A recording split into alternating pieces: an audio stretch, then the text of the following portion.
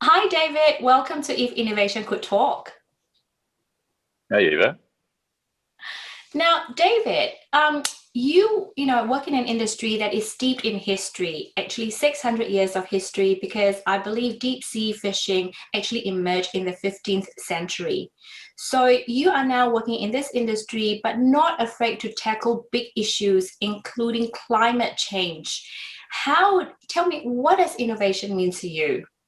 I actually don't consider myself an innovator. I think what we've done has really been respond to the circumstances that have been presented to us. And so climate was one of those things where um, certainly my deep sense was that this issue could not be ignored.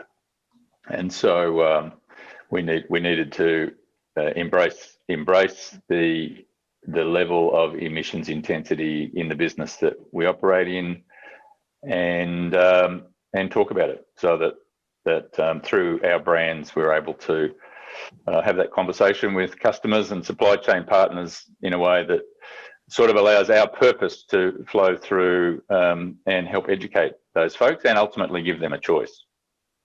So are you saying that you constantly look ahead for indicators, right? And that is why Austral Fisheries has become carbon neutral since 2016, and in fact is one of the is the first fishing company, I believe, to become carbon neutral throughout its supply chain.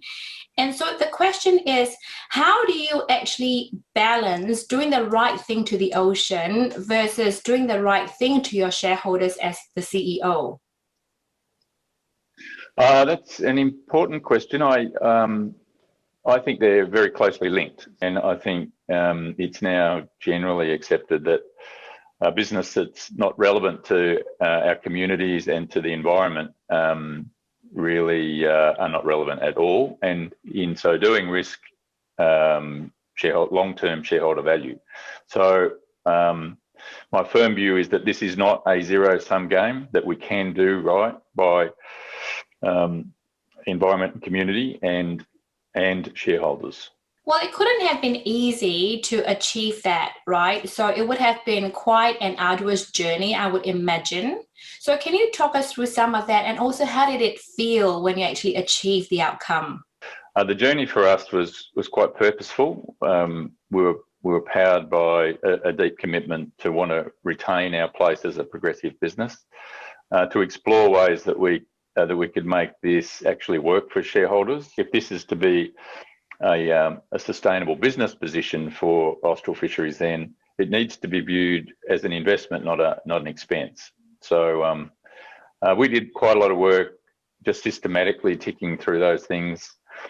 When we did finally get that board support, it was a bit of an oh shit moment. It was like, humbled to have the trust and respect of the board, but also uh, deeply aware of the obligation I had now to deliver on their trust and faith in me and in this approach. So, what advice would you give people to help them look ahead for changes and make an impact? What would you say to them?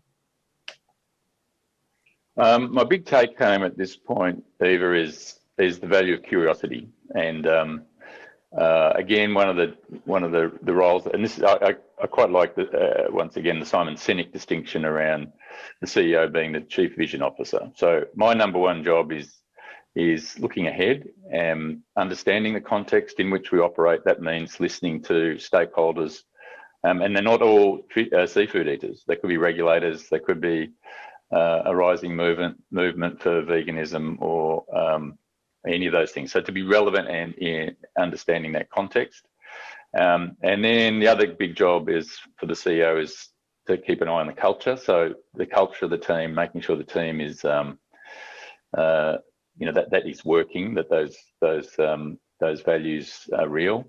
And then I'm blessed to have a number of people that are really good at the detail. So I'm the front of the house man, but I can only do what I do, whilst others are paying careful attention to the details. So that's either the CEO versus the CFO or COO kind of role. They become two sides of the same coin. That is fantastic. So everyone, be curious, continue to pursue a vision, make sure you have got the right culture and the right team with diverse skills around you to make that vision work. David, thank you so much. That has been wonderful and really insightful. Really appreciate your time. My pleasure, Eva. Thank you very much.